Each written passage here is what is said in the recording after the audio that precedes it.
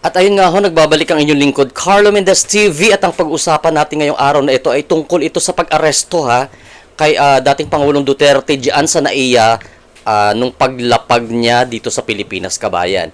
So, marami hong nabigla sa pangyayaring yon dahil according sa mga mambabatas na nakakaalam, they are saying na wala na hong jurisdiction supposed to be ang ICC dito sa Pilipinas. Ginawa itong pag-aresto sa nasabing dating Pangulo Duterte at sa tulong daw ng Interpol. Ayan.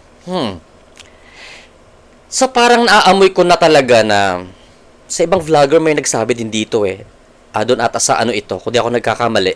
Doon kanina sa live ni Maharlika, no, may nagsabi doon na isang kasamahan ni Maharlika sa live streaming niya na gipit na kasi itong mga taong ito sa usapin diyan sa Korte Suprema.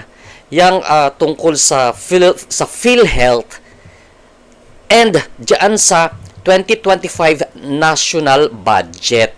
So, kumbaga, kung tama nga ang hinala ko, this is a diversionary tactic, gaya ng hinala ko lang naman, ha? This is a diversionary tactic para nga ho, hindi ma-focus doon ang attention sa Korte Suprema, kundi ma-divert dito sa paghuli kay Pangulong Duterte. Ayan ho. Sa sarili ko itong opinion, okay, at analysis. Hindi ko sinasabing ito ay totoo, maaaring ito ay mali, maaaring ito ay tama. Pero sa pattern na nangyayari ho ngayon, kaya na humusga. Charot. Ayan ho, ha. According dito kay, di ko lang alam kung sino itong personalidad na ito nakasama ni Senator Bongo. Ito, pakinggan ho natin, may sinasabi siya sa media, kabayan, okay?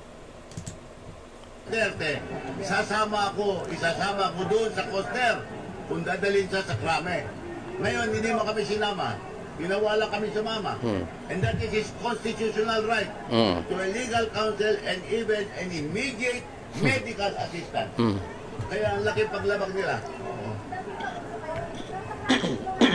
Yun ang sabi sa akin ni General Malville. Siya ang kausap ko kanina nung pagdating ko dito. Sa nagpakilala sa akin kay Ambassador Lacalinaw, yung may hawak ng alleged warrant. Pero tinignan ko, wala namang warrant of arrest dun Oo. Ha? Document lang. Oo. Nakalagay Ano?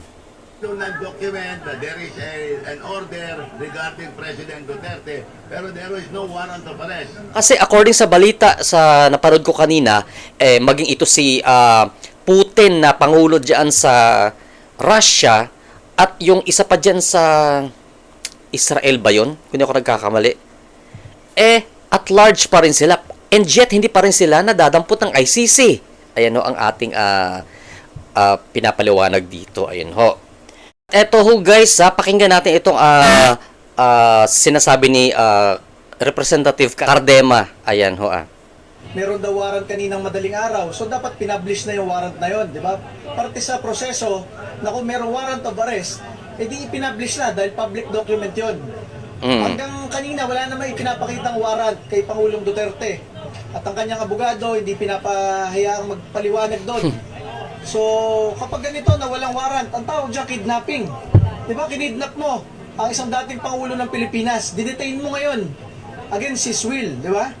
So parang ang lalabas dyan kung talagang walang warrant of arrest, illegal detention. Kidnapping, ano ba yan nangyayari sa bayang Pilipinas, kabayan? Ano ba yan? Baka naman naiisip ko na naman gaya nung nasasabi ko na diversionary tactic ito doon sa nangyayaring mainit na issue dyan sa Korte Suprema tungkol sa PhilHealth at sa 2025 national budget na pinapatawag nga itong mga involved dyan sa pagpirma dyan sa BICAM report na yan, ha?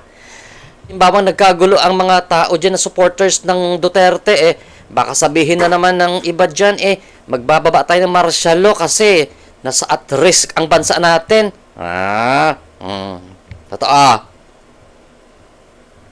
Pagpatuloy natin sinasabi ni Representative Cardema, ayan ho. sabi natin dyan, kung kayang gawin yan sa isang dating Pangulo ng Pilipinas, kayang gawin yan. Correct. Sa ng Pilipino, sa ating bansa. Saan kayo nakakita na walang warrant? Warrantless arrest. hawak-hawak nila ang dating Pangulong Rodrigo Duterte. Mm. Kahit si Senador Bongo ayaw papasukin. Di ba? Ang tinatanong lang naman natin, nasan yung warrant of arrest na sinasabi nila? Ang balita at may pinakitang red notice, notice lang yon. Ang talagang nag implement ng mga ganyan ay yung mga local police. Mm. At kung walang warrant yung local police, bakit nila dinedetain ngayon si Pangulong Rodrigo Duterte? Dapat ang mga taong bayan ay magpuntahan dito at mag-Facebook Live dahil para makita na mas maraming Pilipino ang ginagawa ngayon kay Pangulong Rodrigo Duterte. Ang ginawa lang naman ni Pangulong Rodrigo Duterte sa kanyang 6 na taon, pinroteksyonan niya ang mga ordinaryong Pilipino laban sa mga durugista at kriminal. Ngayong panahon na ito, ang daming napapatay, nagagahasa, nabibiktima, walang ibang nagsasalita. Dahil Oo nga, ang krimen kasi, hindi nakabata yan sa kung sinong presidente. Ngayon, kung i-blame doon sa dating Pangulo, ang lahat ng krimen na nangyari sa during term niya, kamusta naman yung mga krimen na nangyari ngayon? O, diba? Kamusta ang mga krimen na nangyari ng mga past president na mga nakaupo? Bakit hindi sila pinanagot? O, diba? Ayan ho, ang ating pananaw dyan.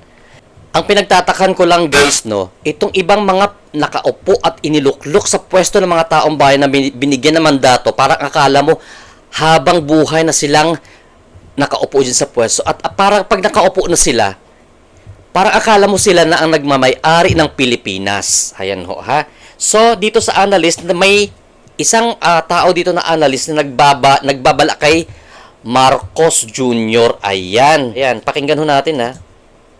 It will be a dangerous president, Mr. President Bongbong Marcos. Baka ikaw mismo at yung pamilya mo, pati si beloved Congressman Sandro Marcos, baka balang araw kayo mismo ang mabiktima ng ICC. Pag wala na kayo sa poder ng kapangyarihan, ay mag-isip-isip po kayo, Mr. Ito ho ay si Professor Mario Ferdinand Ayano Pasyon. Siya po ang nagsasalita guys para clear lang ho tayo. President Bongbong Marcos, huwag niyong isipin yung kasalukuyan lamang. No? Ang isipin ninyo yung future. Magkaroon kayo ng vision. Katulad ng tatay ninyo, malayo mag-isip, visionary. At isa pa nga ho guys, no, nung naaresto nga ho ito si Pangulong Duterte diyan sa NAIA at binasahan siya ng Miranda rights ni General Torre, no, as usual. Dinala ito sa Villamor Air Base. May nagsabi kanina na mga ilang personalidad diyan sa paligid ng Villamor Air Base na pilit di umano itong isasakay, isasakay at dadalhin di umano ito sa Hague, dyan sa Netherlands, kung saan nandoon ang ICC.